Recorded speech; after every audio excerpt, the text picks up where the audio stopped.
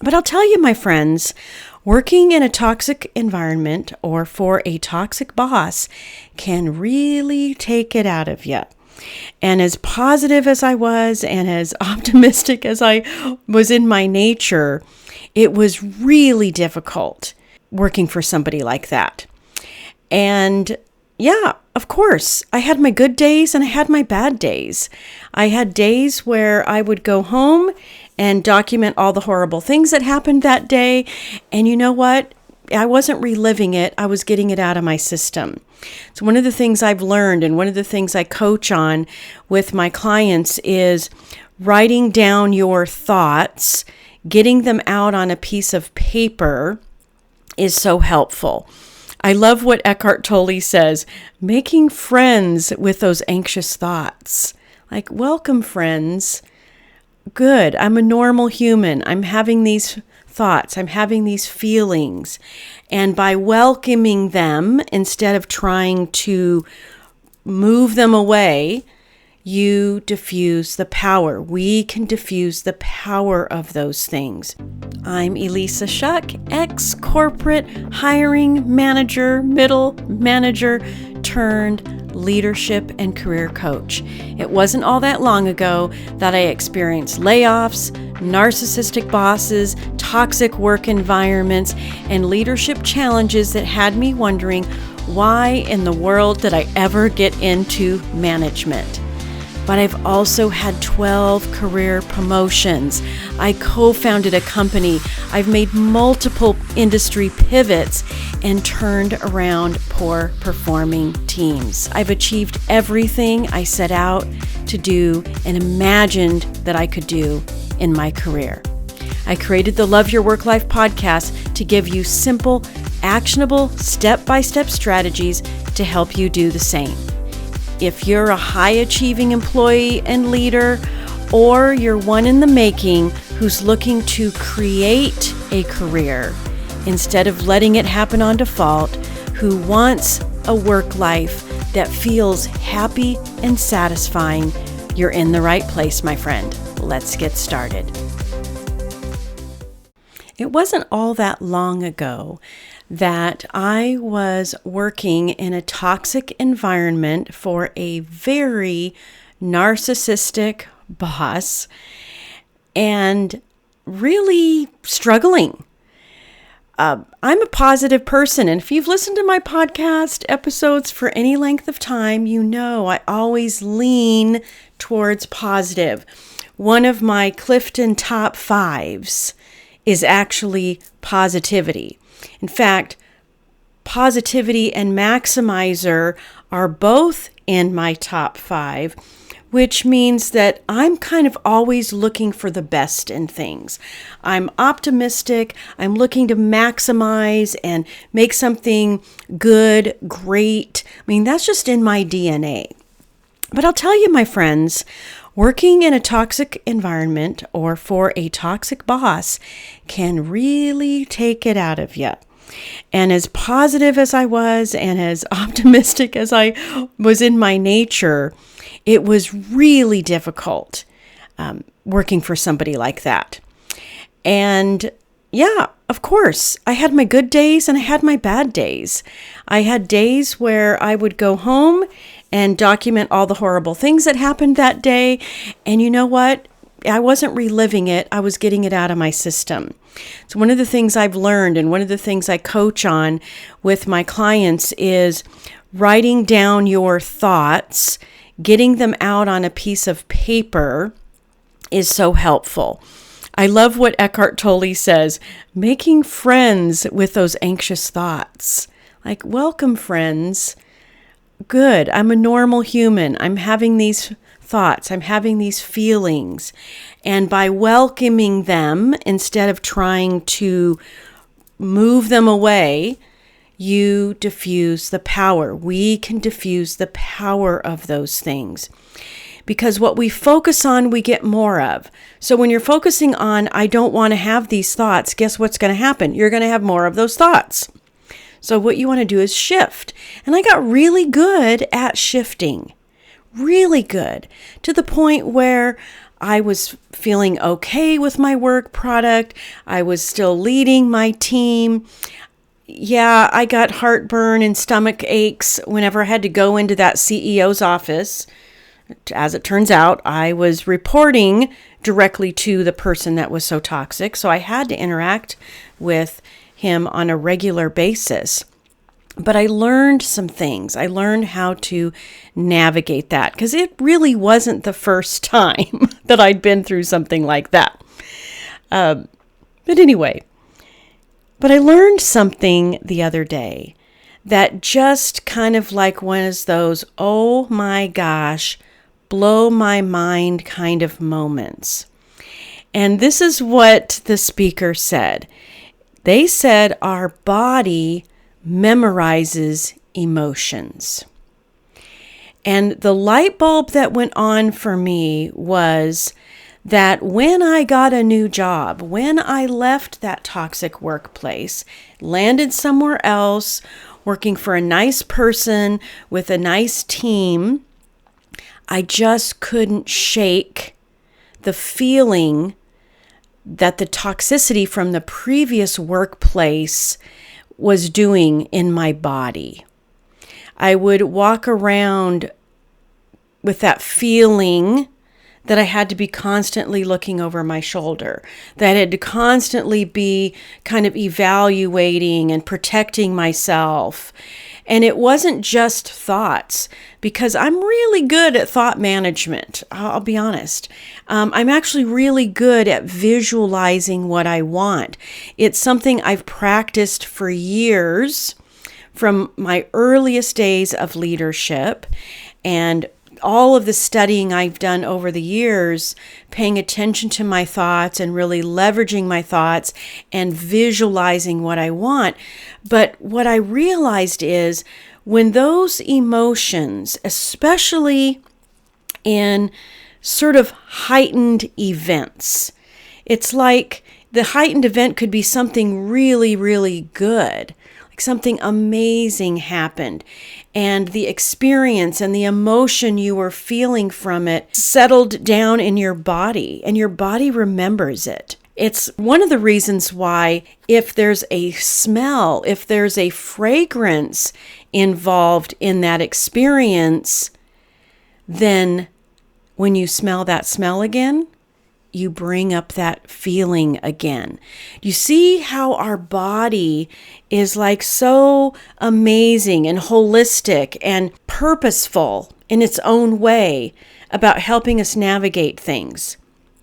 But our bodies are just memorizing these emotions, and we're experiencing things again through emotions and through our senses, whether we are actually in it or not. And I knew this on a certain level, but kind of having the aha moment that I had the other day when someone said, our body memorizes emotions, and because of that, when we try new things, we not only have to argue with the thoughts in our brains that are saying, no, you're not good enough, da-da-da-da. We actually have to pay attention to what's happening in our body. Because the thought, this doesn't feel right, isn't just a thought. It's a reaction in your body. So when I was walking through that new workplace, thinking I should be enjoying these people, but my body was telling me something different. My body was saying, oh, you need to be suspicious. Oh, somebody might be trying to backstab you. Oh, what's going on in that meeting? Should you be in that meeting? Are they talking about you in that meeting? These weren't just thoughts. These were physical reactions. Now, the good news is we can control this. Once we realize that our bodies are having these completely unconscious autopilot responses to things that are going on, now we can become conscious. Now we can be the curious watchers of our brains, the thoughts we're having, and the way we are reacting to it, and memorize new emotional states. And the way we memorize new emotional states is asking ourselves, who do I want to be? Who do I have to be in this circumstance? Now, as I was moving through that organization, these were things that I was kind of naturally, I think because I've trained myself so much in mindset and thought management and everything I've read over the years, I knew that I could change my state. But changing your state isn't just changing your state of mind. It's leveraging the thoughts you have to create new feelings and then feeling those deep enough that you're actually telling your body that this is a different experience. It's about waking up to a new experience through emotion, taking it from the head to the heart, creating what psychologists and thought leaders call heart-brain coherence, making sure that it goes from the head and just thoughts to the heart, the center of feeling and emotion. That's when it becomes real. That's where real transformation takes place. Because the emotions that we feel have the power to create new experiences, whether they've actually happened or not. That's the really cool thing. That's the thing that I learned so long ago, is that our brain does not know the difference between something real, the external real, and something vividly imagined. Imagination plus vividness plus emotion equals reality. That is the formula. That is the actual thing that's happening, that's creating the memory, the sense memory in our bodies. And it's something that we can decide to leverage at any time to create first the new experience within us. And then ultimately, because we've got this new feeling, thought, experience within us, well, now the reality that we're experiencing will start to match. Because that's the other thing about our brains. Our brains really want harmony. Our brains really want the inner world and the outer world to match. So guess what? I'm walking around a place thinking, feeling that these people might be out to get me. Well, guess what I start seeing? I start seeing the things that would give me clues that they might actually be out to get me. Here's the interesting thing, though. Just because we have a thought doesn't mean it's true. Now, I might have been thinking they're out to get me. I might have been feeling it in my body that they're out to get me. But you know what? They weren't. And just because I had that thought doesn't mean it was true. That's why we have to be such a curious observer, a conscious observer of what's going on in our brains, in our bodies, to figure out how we want to deal with things. And not just how we want to deal with the circumstances around us. So what's the process here? What's the process for changing your inner world and changing your outer world so that you feel more like yourself on a daily basis, and in feeling like yourself, you're having a better experience in the external world?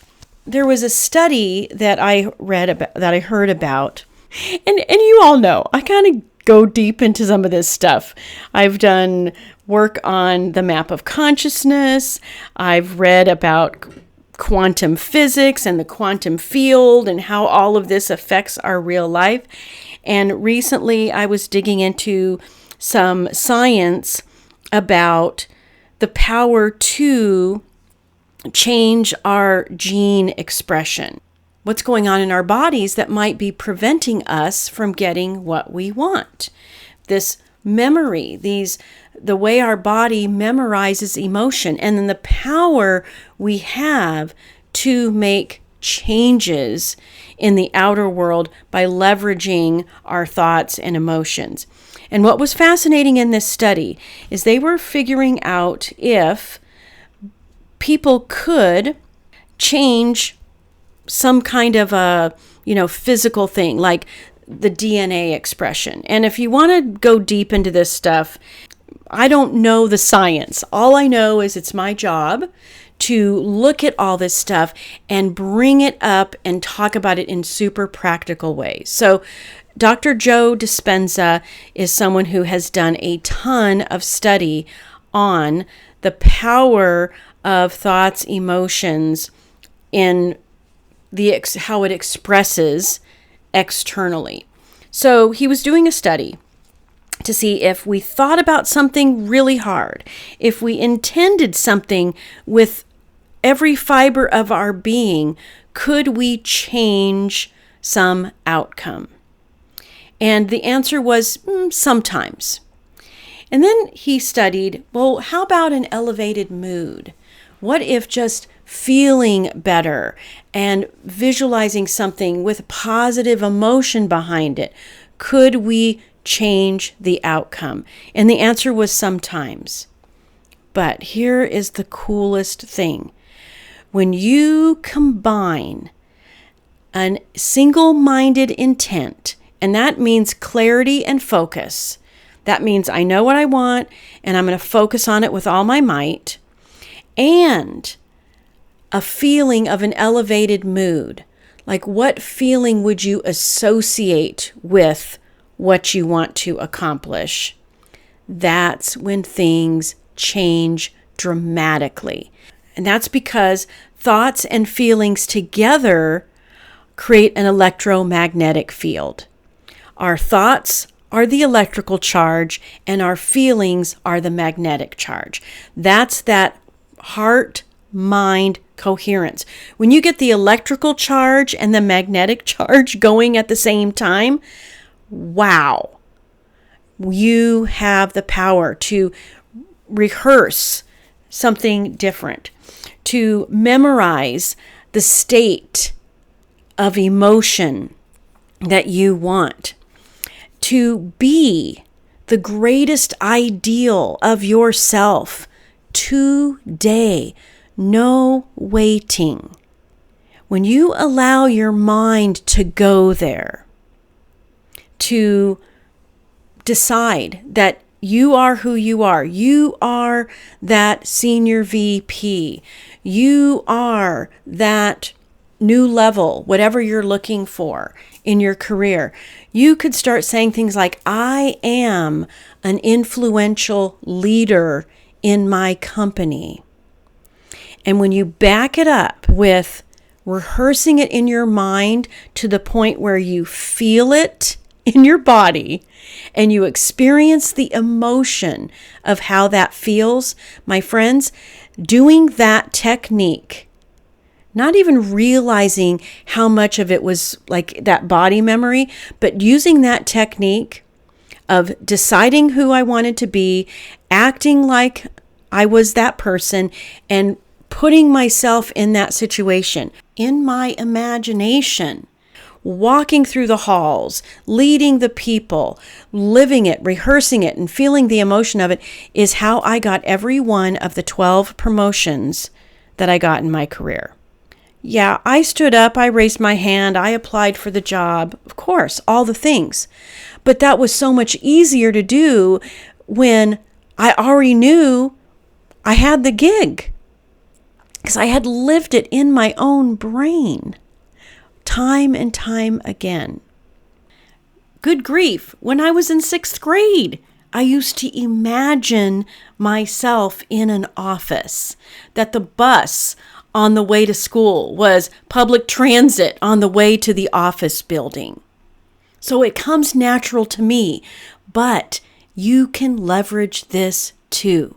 We have the capacity to observe our thoughts and feelings and then plan how we're going to do it differently, to be consciously aware of our thoughts, our feelings, the results we're getting. It's this consciousness that will serve you in whatever you're striving to do in your career. I've wanted to write a book called Flourish for some time now. I even have a notebook that's got the word on the front and some notes on the inside. But instead of writing a book, maybe I will one day, I created a journal called Flourish. It's been a long time coming because I've been talking about these techniques and I've been learning about these things, researching, leveraging a lot of this stuff in my personal and professional life for a long time. And when I had this aha moment through what I've been studying about the mind, heart, brain, heart coherence, and it all came together, I decided I'm going to create a journal that will walk you through the techniques, the exercises that I've been using for a long time that now you can use to create the better experience that you want, to cultivate the career, the future, the life you want. So I'm going to put it in the show notes so that you can grab it right away.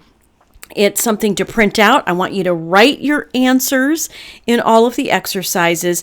There's some start your day exercises and some before sleep exercises. I'm super excited about it because I know it's going to make a huge difference. You can also go to my website, elissashuck-careercoach.com. You will see a link that says Career Success Downloads. The journal is there along with some other things that I've created that I know have been helpful to people.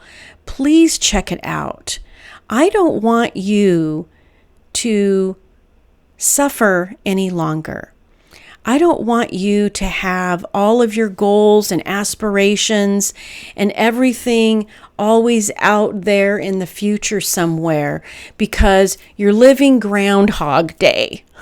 And if you've ever seen the movie, it's good. But here's the interesting thing. Yeah, we are living Groundhog Day because we have memorized those feelings in our body. And our body wants to resist it. Like, hey, it loves the familiar. Our brains love the familiar. And I even walk you through in the journal, I walk you through what's going to happen when you start to elevate your thoughts. Your body's going to go into chaos. And there's an exercise for that too. So that you can say, okay, I get it. We're trying to move into new territory here. And we're losing it a little bit. The I don't feel like it isn't just a thought, it's a physical response. So you're going to know how to recognize that and how to deal with it. So you don't stay stuck in the I don't feel like it and the procrastination. So my final thought here is that I want you to love yourself enough to believe you are worthy enough to finally break through. Finally break through the things that you just couldn't figure out, why it wasn't happening for you. Well, maybe this has enlightened you the way it has enlightened me, like boom, all the pieces fell together.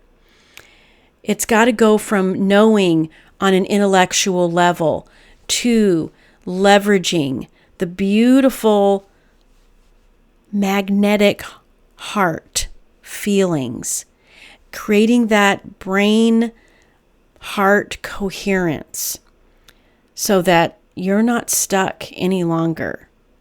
So get the journal, re-listen to this episode, because you're going to find that once you start paying attention, the aha moments are going to be there, and that's when you can do something about it.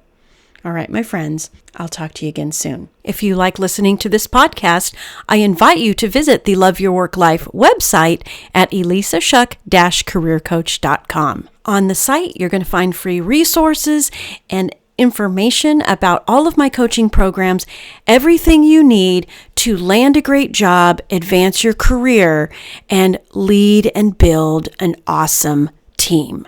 And of course, don't forget to subscribe to this podcast, and don't forget to follow me on LinkedIn.